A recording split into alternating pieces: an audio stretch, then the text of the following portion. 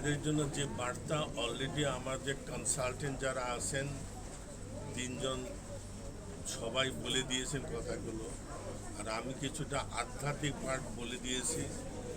সমাজকে গড়ে তুলতে গেলে প্রেগনেন্ট মাদারদের প্রচণ্ড ভূমিকা রয়েছে।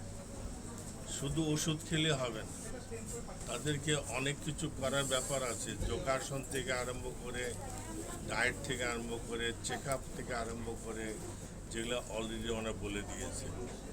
আর আধ্যাত্মিকতার যে জিনিসটা আর কি, যেহেতু বাচ্চার 20 সপ্তাহ বয়স যখন হয়, ওমে মানে মাদার ওমে যখন থাকে, তখন থেকে তার শ্রবণী শক্তি মানে হিয়ারিং আরম্ভ হয়ে যায়। কাজে আশেপাশে যা শব্দ সব শুনতে পারে। মা যা যা কথা শুনছে, মা যা যা বলছে, মা যা যা আচরণ করছে, সেটা বাচ্চার উপর রিফ্লেক্ট করে। সেই জন্য সেই সময়টা যদি আমি আধ্যাত্মিকতার মধ্যে থাকি বেশি করে, তাইলে হবে কি, বাচ্চার আমরা একটা মিউজিক্যাল সাউন্ড দেখিয়েছি। সেই মিউজিক্যাল সাউন্ডটা বিদেশ থেকে বানানো, এখন সেটা ইন্ডিয়াতে আসছে। কিন্তু এর কনসেপ্টটা কিন্তু ইন্ডিয়াতেই ছিল পৌরাণিক যুগ থেকে, কিন্তু সেটা আমরা মর্যাদা দেই নাই বা সেটার জন্য রিসার্চ করে কিছু বের করি না। কিন্তু ইদানিং বিদেশে সেই রিসার্চ করে বের করে দেখেছে এই মিউজিক্যাল সাউন্ড, যেটা আমরা টেপ আকারে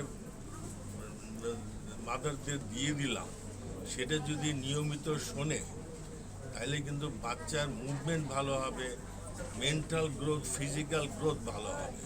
আর মেন্টাল গ্রোথ যদি ভালো হয়, ফিজিক্যাল গ্রোথ ভালো হয়, ইন্টেলেকচুয়াল হবে।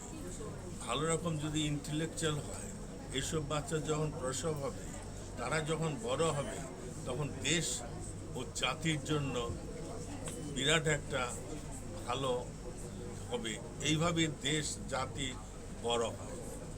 দেশ ও জাতিকে বড় করতে গেলে শুধু আমাদের ডাক্তারদের শুধু ওষুধ দিয়ে হবে না, ওষুধের ছাড়াও আধ্যাত্মিকতা ঢুকে গেলে, এবং সেই যে আধ্যাত্মিকতার জিনিসগুলো, সেগুলো যদি আমরা যদি সমাজে ছড়িয়ে দিতে পারি, তাহলে বাচ্চারা ভালো হবে, প্রজন্ম ভালো থাকবে এবং সব কিছু সুষ্ঠুভাবে চলতে থাকবে।